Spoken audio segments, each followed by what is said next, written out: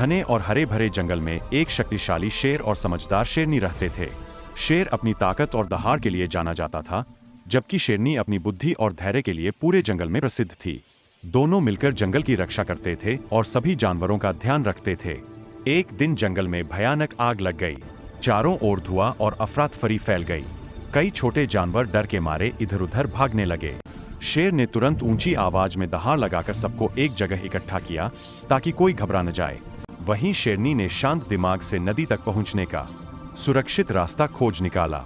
शेर ने अपनी ताकत से जलते हुए पेड़ों को हटाया और शेरनी ने जानवरों को सही दिशा में ले जाकर नदी पार करवाई। दोनों की मेहनत से सभी जानवर सुरक्षित बच गए। आग बुझने के बाद जंगल में फिर से शांति छा गई। उस दिन सभी जानवरों ने समझ लिया कि सिर्फ ताकत नहीं, समझदारी और साथ भी जरूरी होता है। शेर और शेरनी जंगल के सच्चे रक्षक बन गए। एक छोटे से गांव के बाहर एक पुराना पीपल का पेड़ था। रात होते ही लोग उस रास्ते से गुजरने से डरते थे, क्योंकि कहते थे वहां एक डायन रहती है। उसका नाम था काली। लोग मानते थे कि वह मासूमों को नुकसान पहुंचाती है। एक दिन गांव का एक गरीब लड़का मोहन अपनी बीमार मां के लिए दवा लेने देर रात जंगल से गुजर रहा था। अचानक तेज हवा चली, पेड़ हिलने लगे और सामने काली डायन आ खड़ी हुई। उसकी आंखें लाल थीं और बाल बिखरे हुए। मोहन डर गया, लेकिन भागा नहीं।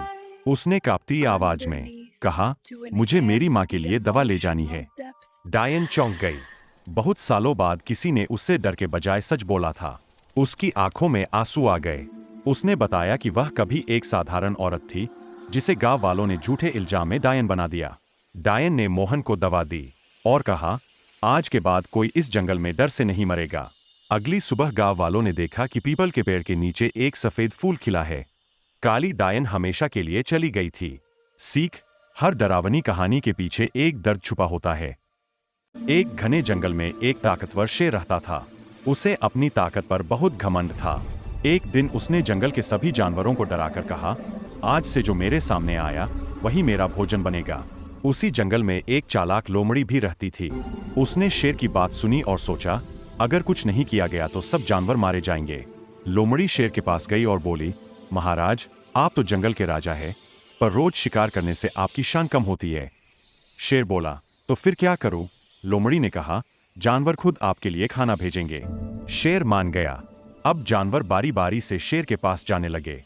इससे जंगल में संतुलन बना रहा और शेर का घमंड भी कम हो गया। सीख, बुद्धि से बड़ी ताकत को भी हराया जा सकता।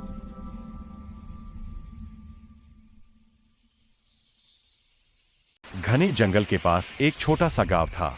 उसी गांव में रामू नाम का एक गरीब आदमी रहता था। वह रोज जंगल से लकड़ियां काटकर अपना गुजारा करता था। एक दिन जंगल में चलते चलते वह रास्ता भटक गया। तभी उसे सामने एक विशाल हाथी खड़ा दिखाई दिया। रामू डर के मारे कांपने लगा, लेकिन वह हाथी शांत था। उसकी आंखों में दर्द झलक रहा था। रामू ने देखा कि हाथी के पैर में एक बड़ा कांटा चुभा हुआ था। डर के बावजूद रामू को दया आ गई। उसने हिम्मत जुटाई और धीरे धीरे हाथी के पास गया। बहुत सावधानी से उसने कांटा निकाल दिया और हाथी के पैर पर पत्तियां बांध दी। हाथी ने खुशी से चिंगार मारी और जंगल की ओर चला गया। कुछ दिनों बाद गांव में बाढ़ आ गई। पानी तेजी से बढ़ रहा था और लोग डर गए। तभी वही हाथी आया। उसने अपनी सूंड से रामू और गांव वालों को सुरक्षित ऊंचाई पर पहुंचा दिया। गांव बच गया। लोग समझ गए कि दया और मदद कभी बेकार नहीं जाती। रामू और हाथी की दोस्ती जंगल की मिसाल बन गई।